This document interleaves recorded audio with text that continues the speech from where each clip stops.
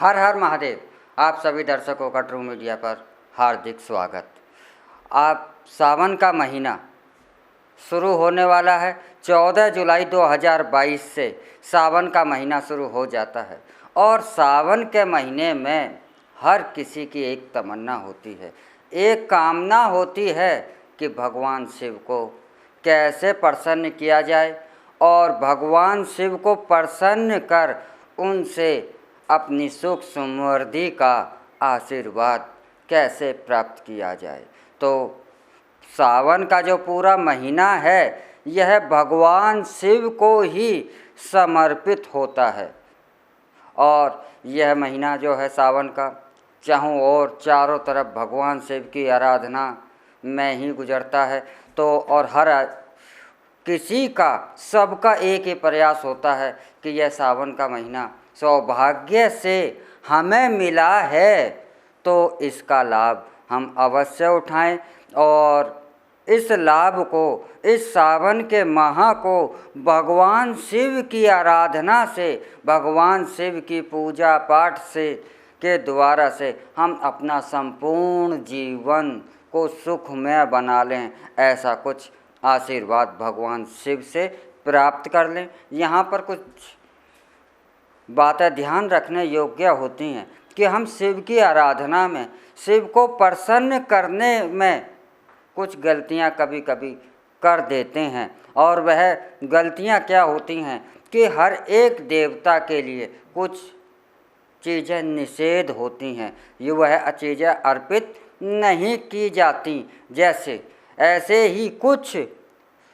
चीज़ें हैं जो भगवान शिव को अर्पित नहीं की जाती, क्योंकि इन चीज़ों को भगवान शिव को अर्पित करने से भगवान शिव नाराज होते हैं, वह प्रसन्न नहीं होते और कोई नहीं चाहता कि भगवान शिव की अप्रसन्नता का पात्र मैं बनूं।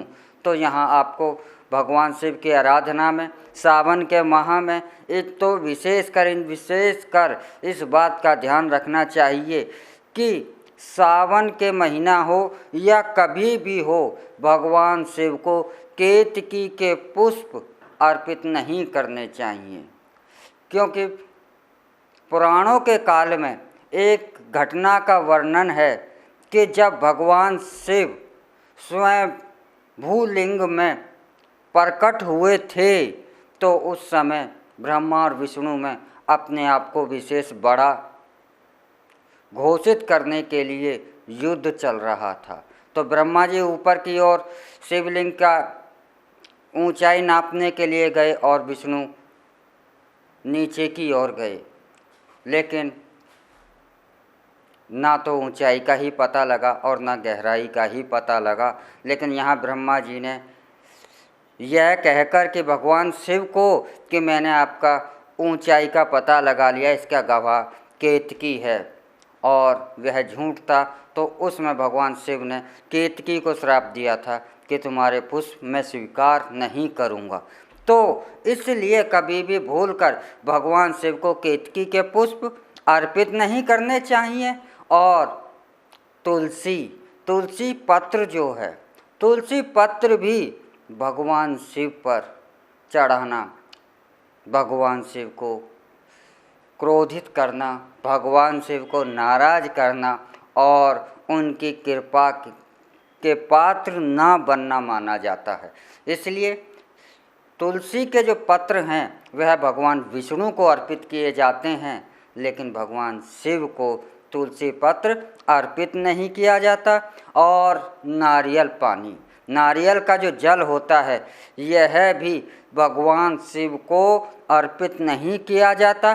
तो आप सावन के इस माह में जो अब आरंभ होने वाला है 14 जुलाई से, तो इसमें अगर भगवान शिव की आराधना करने के लिए तैयारी कर रहे हैं और उन्हें प्रसन्न करने की तैयारी कर रहे हैं, उनका आशीर्वाद, उनका कृपा पात्र बनने की तैयारी कर रहे हैं, तो यह अवश्य ही ध्यान रखें कि यह तीनों चीज़ भगवान शिव को अर्पित ना की जाएं। और भगवान शिव का जो सोमवार का व्रत होता है, सावन के सोमवारों का, तो यहाँ एक बात विशेष ध्यान रखें कि भगवान शिव का व्रत जो है वह 3 पहर रखा जाता है।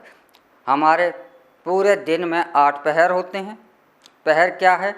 पूरे दिन में 8 पहर होते हैं, यानी कि एक पहर 3 घंटे का होता है। प्रथम पहर सूर्य उदय से आरंभ किया माना जाता है, जिसमें सूर्य उदय होता है वह प्रथम पहर होता है। तो सूर्य उदय से 9 घंटे का आपका व्रत माना जाता है। तो 3 पहर का व्रत होता है, चारों पहर का व्रत नहीं होता।